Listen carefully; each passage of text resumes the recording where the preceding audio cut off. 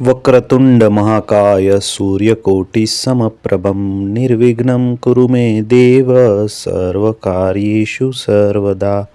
બોલીએ ગણપતિ બાપાની જય.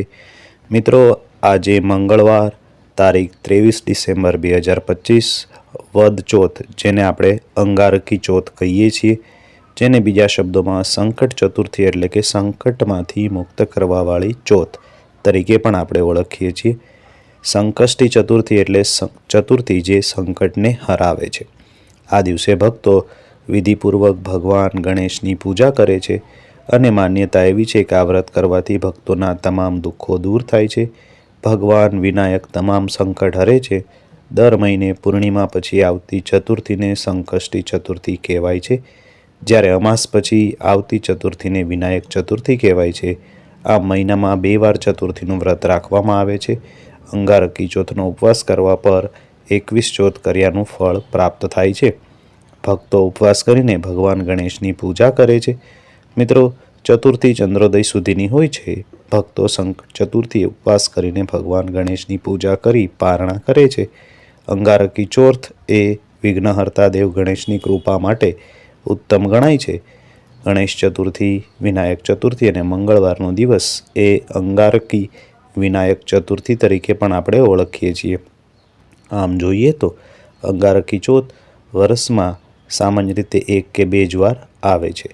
અંગારકી ચોથનો ગણેશ ભક્તોમાં અનન્ય મહિમા છે.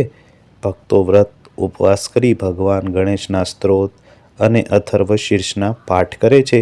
રાત્રે ચંદ્રોદય પછી ચંદ્રની પૂજા અર્ચના કરી પ્રસાદી ગ્રહણ કરે છે. વિદ્યાર્થી વર્ગ માટે પરીક્ષામાં સફળતા મેળવવા પણ અંગારકી ચોથના દિવસે લાલ કરણ અને જાસૂદના ફૂલ ચડાવવામાં આવે છે. મિત્રો, જાણીએ અંગારકી ચોથ નામ કેવી રીતે પડ્યું. અંગારકી ચોથ સાથે પૌરાણિક માન્યતા મુજબ એક ધાર્મિક માન્યતા જોડાયેલી છે. ભારદ્વાજ ઋષિ ગણપતિજીના પરમ ભક્ત હતા, તો તેમને પુત્ર અંગારક ઋષિ પણ પિતાના પગલે ગણપતિજીના ભક્ત બન્યા. અંગારક ઋષિ વિઘ્નહર્તાની ભક્તિ કરવા લાગ્યા. તેમની તપસ્યા અને ભાવ જોઈને ભગવાન ગણેશજી તેમના પર પ્રસન્ન થયા અને તેમણે એક વરદાન માગવાનું કહ્યું. આ સમયે અંગારક ઋષિએ ભારે નમ્રતાથી કહ્યું, બસ તમારી કૃપા જોઈએ. આ દિવસથી યોગ સંયોગ જોઈને ચતુર્થી અને મંગળવારના દિવસ આવતો યોગ એ અંગારક ચતુર્થીના દિવસ તરીકે ઓળખાયો. મિત્રો, આજે અંગારકી ચોથ એટલે કે કૃષ્ણ ચોથ એ ભગવાન ગણેશની સાધના, આરાધના અને પ્રાર્થનાનો અનેરો અવસર છે. વિઘ્નહર્તા ગણપતિ લાખો ભાવિક ભક્તોને અંગારકી ચોથના દિવસે ઉપવાસ કરી પ્રાર્થના અને આરાધના શ્રદ્ધા સાથે બાપાના આશીર્વાદ મળે છે.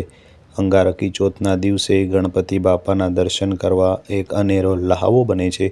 આ દિવસે મુંબઈના સિદ્ધિવિનાયક, અષ્ટવિનાયક મંદિરો અને ગુજરાતભરના, ભારતભરના વિવિધ સ્થળોએ ગણપતિ મંદિરોમાં ભક્તોના ધાડે ધાડા ઉતરી પડે છે અને ગણપતિના દર્શન કરે છે.